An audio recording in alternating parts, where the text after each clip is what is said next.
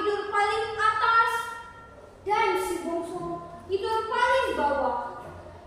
Kaifa datang dan mengamati kabut mereka dari jarak jauh.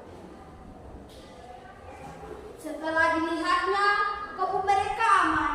Dia pun pergi dan mengambil kabut mereka, memindahkannya ke tempat yang lebih tinggi.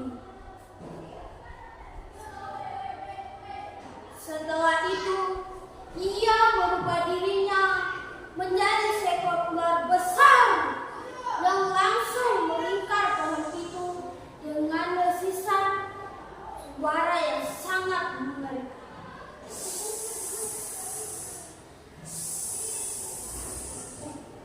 Dia menunggu mereka bangun. Pagi pun tiba. Si kakak terbangun dari tidur dan terkejut dengan apa yang dilihatnya. Oh ya Tuhan, mengapa pohonnya menjadi tinggi sekali? Teriakan kakak membangunkan si adik-adik yang sedang tidur lelap. Mereka pun berkata, "Kakak, mengapa engkau begitu terkejut?"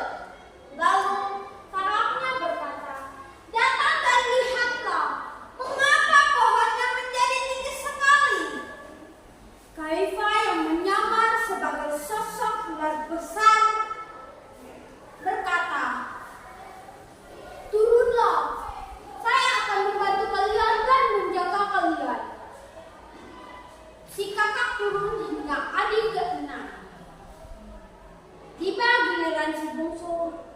Si bungsu menatap Kaifa dengan penuh ketakutan dan berkata, "Tidak, saya tidak mau turun. Saya takut, itu bukan ibu, itu ular." Kakaknya berusaha meyakinkannya dengan berkata, "Turunlah, ayo turun. Itu hanya ular biasa. Kita harus pergi dari sini." Si adik berkata, "Tidak, saya tidak mau. Saya takut. Tolonglah saya, ibu, tolonglah saya. Saya takut." Adiknya yang tahu bahwa di bawah bukanlah ibunya, melainkan bahaya yang menyamar, dia tidak mau turun dari atas kabut. Demikian dongeng dari saya.